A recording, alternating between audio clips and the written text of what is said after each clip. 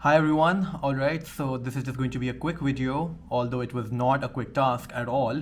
काफ़ी मेहनत लगी थी इस टास्क को पूरा फुलफिल करने में, लेकिन I will just pop it up on the screen now. So basically take a screenshot and then I can reference it throughout this video. I just wanted to quickly talk about my journey. ये जो पूरा Canada का express entry की shenanigans जो होती हैं, let me just break it down for you. काफ़ी rocky road थी, to be honest. It was not an easy journey at all. A lot of hopes, expectations, time, money, efforts, दुआएं, मतलब हर चीज़ का जो amalgamation होती है, ये वो था basically. So let me just get right to it. So it would be unfair if I start my journey right with me applying, because that's the tail end of all my misery and ख्वारी. ज़ाहिरी सी बात है, express entry या Canada या कोई भी किसी भी country की इमिग्रेशन के लिए आपको पहले समझना है कि exactly what does it entail, what do you have to do to get certain points to be able to qualify for that country. So I will only talk about Canada because ज़ाहिरी सी बात है, कनाडा की ही बात हो रही है अभी, मतलब एक्सप्रेस एंट्री का particularly. So basically I am going to describe it first off with the fact कि मेरी जर्नी जो थी वो टेक्निकली शुरू होती है 2016 से, क्योंकि that's the year that I completed my bachelors in economics. और जब मैंने बैचलर्स अपनी डिग्री मैंने हासिल कर ली, फिर मैं वापस आ गया Karachi and I was just wondering कि ओके अब मुझे करना क्या है. ऑब्वियसली उस वक्त focus was not immigration at all, उस वक्त focus was to get a job. तो जॉब पाने के लिए जो है you have to obviously apply to places and all those things. Parallel में मेरा हमेशा से एक आइडिया था कि लॉन्ग रन में तो भाई इमिग्रेट करना ही करना है. I do see myself outside this country. So then what I did was I would routinely try to get a semblance of everything. I know most of us are so daunted by this whole immigration fiasco कि हम लोग कहते हैं कि नहीं नहीं ये तो टॉपिक ही इतना you feel like there's so much such a like bhindora of information and skill that only a consultant would be able to give to you. तो इसलिए हम लोग काफ़ी कतराते हैं from doing research ourselves. लेकिन मैं literally 2017 से I've been doing all this research on my own. मैं YouTube पे बैठ के, मैं Facebook forums follow करके to kind of gauge कि भाई होता क्या है, let me understand, because consultants भी तो यही material उनको भी available है ना, why are they any different from me? So then I would do the same. I would just kind of try to understand कि okay, और YouTube पे आपको काफ़ी वीडियोस मिलेंगी. लिटरली पीपल फ्रॉम मीरपुर खास who have immigrated, they've talked about their experiences. You'll have Indians talking about their experiences, Bangladeshis talking about their experiences, and Pakistanis talking about their experiences.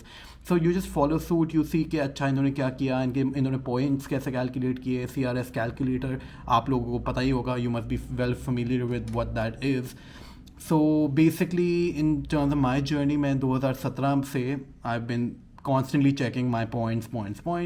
फिर 2018 में मैंने ऐसे ही मुँह उठा के IELTS दे दिया और माशाल्लाह से स्कोर भी बहुत ज़बरदस्त आ गया. Like I studied for it and I gave it and I got a really good score. And then I realise कि भाई IELTS की तो भाई वैलिडिटी 2 साल की होती है. What a waste of money and time. And like I don't know why British Council does this, लेकिन 2 साल की वैलिडिटी उन्होंने रखी हुई है. I think it's a money making scheme. लेकिन बहरहाल फिर 2019 में मैंने अपनी वर्ल्ड एजुकेशन सर्विसेज को अपनी डॉक्यूमेंट भेज दी. जो मेरी बैचलर्स डिग्री मैंने हासिल की थी 2016 में, जो मैं ग्रेजुएट हुआ था, मैंने I send that for attestation. It took quite a while, even though they claim कि World Education Services is one of the fastest turnaround times. And don't even get me started, World Education Services ने जो मतलब अजियत देने में कोई कसर नहीं छोड़ी थी. पहले उन्होंने मतलब छोटे मोटे errors they would make here and there and at my expense. I don't want to get into the shenanigans, but point is कि मैंने basically अपनी यूनिवर्सिटी को बोला कि उनको मेरे ट्रांसक्रिप्ट भेजने. allegedly मेरी यूनिवर्सिटी ने सिर्फ ट्रांसक्रिप्ट भेजी थी, डिग्री नहीं भेजी. So there was a lot of back and forth एंड हर चीज़ के मुझे पैसे भरने पड़े. पॉइंट इज़ कि फाइनली अल्लाह का शुक्र है कि वो अटेस्टेशन होके आ गई. लेकिन अब मसला ये था कि I still needed more points. Now I do have a sibling in Canada, तो उनकी वजह से भी मुझे 15 पॉइंट मिल गए, but still I was not meeting the cut off. And then बीच में कोविड भी आ गया, तो समझ लें कि 2020 में all caution was thrown to the wind, because covid में तो सारी आपकी मतलब एक्सप्रेस एंट्री ही जैम पड़ा था। तो फिर मैंने 2020 में ये सोचा कि I can do a virtual degree and get more points, squeeze that point quotient even more, because 2 और मोर डिग्रीज भी हासिल हो सकती हैं। तो मैंने बेसिकली 2 और मोर डिग्रीज़ के तहत एक डिप्लोमा कर लिया online, and this was very like good thinking at the time, because I was like why not, let me do it. अच्छा, फिर आ जाते हैं आगे की तरफ। Somewhere around what was it was in December of 2021। अच्छा, बेसिकली 2021 में मैंने अपनी पोस्ट ग्रेजुएट डिप्लोमा हासिल कर लिया और फिर उसको दे दिया अटेस्टेशन के लिए वर्ल्ड एजुकेशन सर्विसेज के ज़रिए, और फिर मैंने आइल्स वापस दे दिया जुलाई में। And this time around I was just overly confident. मैंने बोला इंग्लिश के लिए कौन पढ़ता है, इंग्लिश इज़ तो मेरा बाएं हाथ का खेल। So anyway, this over confidence kind of killed me, because सब में मेरे अच्छे स्कोर आए सवाई रीडिंग में पता नहीं क्यों the text just didn't make sense to me, and मेरे 6.5 आ गए। And if you know and you are well familiar कि आइल्स में कम से कम आपको 7 इन ऑल बैंड्स चाहिए टू स्कोर दैट बूस्ट। तो बिकॉज मेरे 6.5 आ गए तो मैं नहीं पार कर पाया उसको। I had to give it again, I had to take the IELTS exam again. So then I gave my third attempt of IELTS in December of 2021. And luckily I scored the highest in each band then. In fact, you can see my result over here. Right. So then उसके बाद जो है फिर अच्छा, फिर drawers होते गए 2021 में, 2022 में, and I was anxiously waiting कि भाई अल्लाह करे प्लीज़ आ जाए मेरा ड्रॉ में स्कोर, आ जाए। लेकिन every time it would go up and down and mostly up. But और फिर एक पॉइंट आया कि मुझे शॉर्ट लग रहा था कि बस अगले ड्रॉ में आएगा ही आएगा, तो अगले ड्रॉ हुआ नहीं। एंड व्हेनेवर जब ड्रॉज रुक जाते हैं तो फिर अगला जो स्कोर है वो ऊपर ही जाता है, नीचे नहीं आता।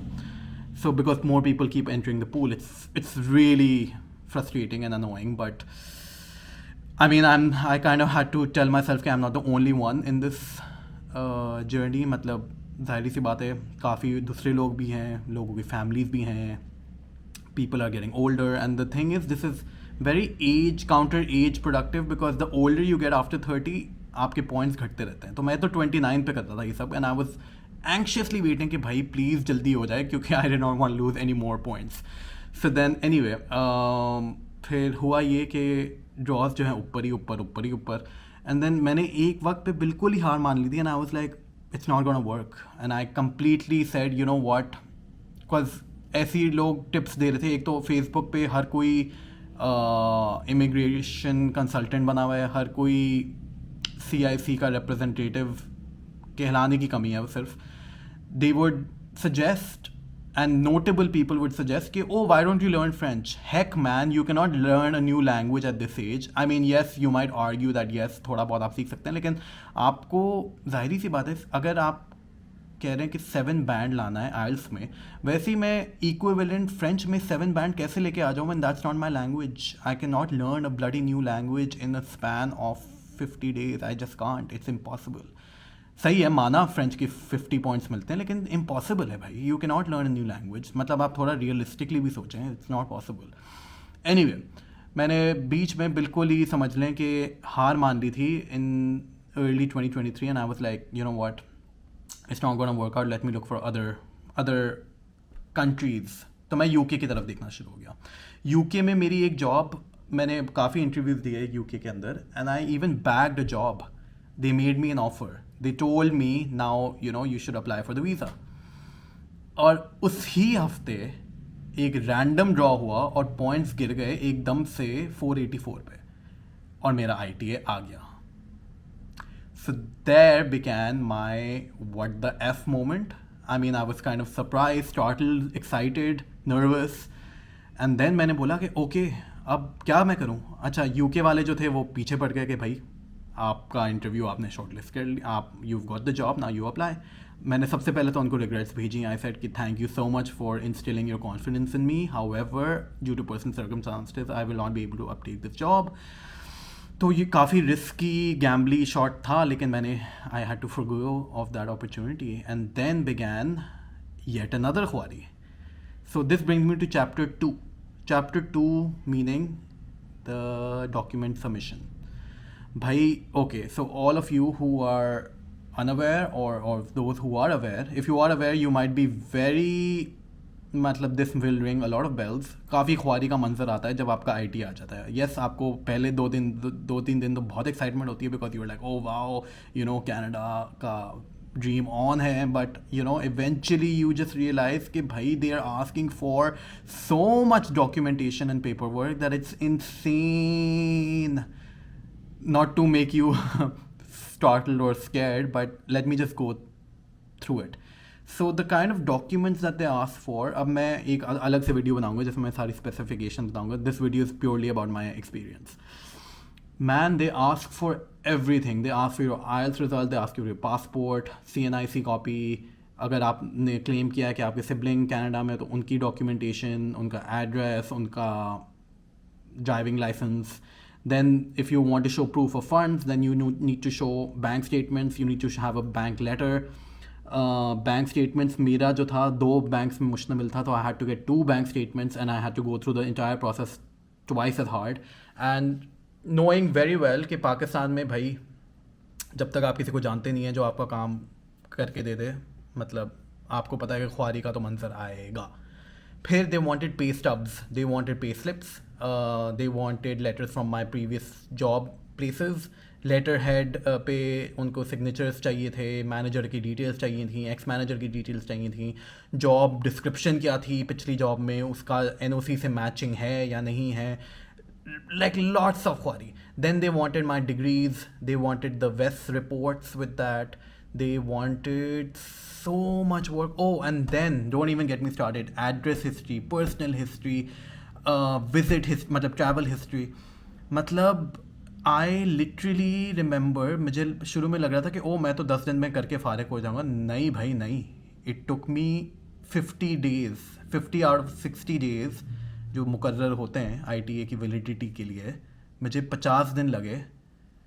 एंड ऑब्वियसली मैं भी थोड़ा परफेक्शनिस्ट हूँ, तो मैंने हर चीज़ को बहुत निगरानी से देखा because I want to make sure कि भाई I get this right, I can not have a refusal. So I made sure I do it very thoroughly. मुझे अपना मेडिकल भी करवाना था बीच में. अब आई थिंक प्रोसेस चेंज हो गया, I am not sure. So again take this video not as a reference guide but just as my experience. So anyway these are just, मतलब ये तो मुझे सिर्फ ऊपर ऊपर से याद हैं डॉक्यूमेंट्स. इसके अलावा भी बहुत डॉक्यूमेंट्स थी. FRC मंगवाया था इन्होंने updated, and then they wanted so much paperwork and anything and everything. मतलब मैंने तो अपने एम्प्लॉई कार्ड भी स्कैन करके डाल दिए because I was like documentation भले ज़्यादा हो कम ना पड़ जाए. Because and then they also wanted police certificates. So because I've lived in the UK and Pakistan, I had to get 2 police certificates. मतलब बहुत ख्वारी थी. I mean let me just summarize it by saying बहुत ख्वारी थी, but अल्लाह का शुक्र है eventually सब कुछ हो गया. फिर आ जाते हैं चैप्टर 3 पे. मैंने जो है अपनी डॉक्यूमेंट्स सबमिट की थी. अब आ जाते हैं इस ग्राफ पे वापस. Alright, so then I basically submitted my documents on 15th May, 50 दिन के बाद, बहुत विगरस डॉक्यूमेंटेशन कलेक्शन के बाद. और मैं उस ज़माने में ना बहुत चिड़चिड़ा भी हो गया था. Like I became very irritable because you know my current work place they issued me a letter, but my previous work place HR बस फजूल में they were just not helping, they were just not supportive. And I was just like भाई मतलब please पे बात आ गई थी कि प्लीज़ खुदा के वास्ते हेल्प कर दो मेरी, because I was desperate and I obviously wanted. मतलब मैं उनको ईमेल पे email and you just have to follow up because आप ही का काम है, आप ही अटक जाएंगे. So you have to follow up and make sure that you get the documents in the required format that you need. बहरहाल फिर मैंने बेसिकली 15 मई को भेज दी सारी डॉक्यूमेंट्स अल्लाह का नाम लेके. एंड देन लकीली मेरे 15 दिन के अंदर बायोमेट्रिक की कॉल आ गई. फिर उसके 1 दिन के बाद मुझे पता चला कि मेरे मेडिकल्स पास हो गए.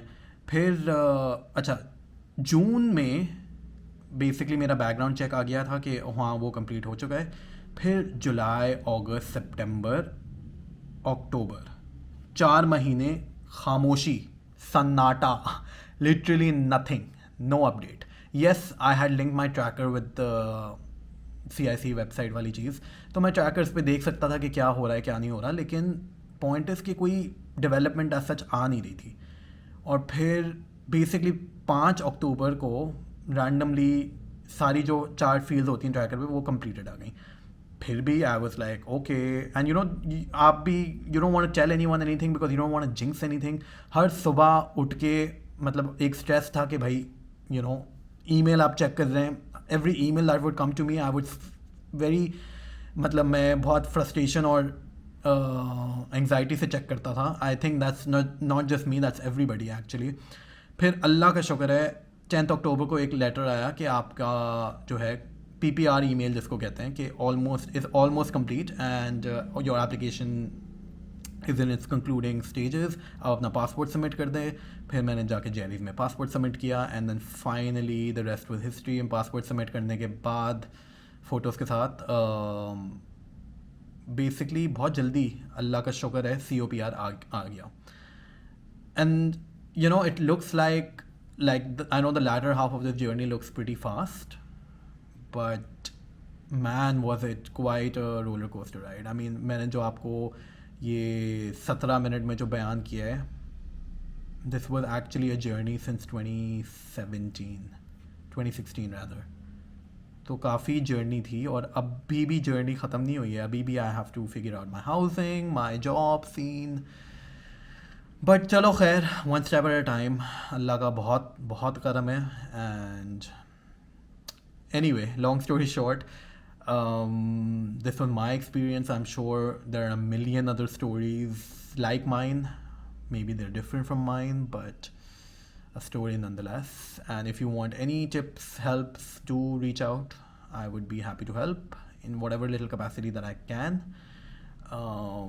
बस इंशाल्लाह अभी भी मेरी जद्दोजहद जारी है. I still want to bag a good job there, figure out my accommodation and hopefully have a good life in Canada. लेकिन like I said, one step at a time and gratefulness all throughout the journey. So with that, giving you a lot of optimism and positive vibes and hope that you too, maybe not Canada but maybe another country, maybe Canada, who knows, लेकिन कहीं पे भी आप जाएं, आपके immigration prospects रंग ले आएँ और आप भी you end up in a place where you deserve to be, where you have the maximum opportunities in life and you get to shine and live a prosperous, happy, healthy life. Inshallah, and take care. Goodbye.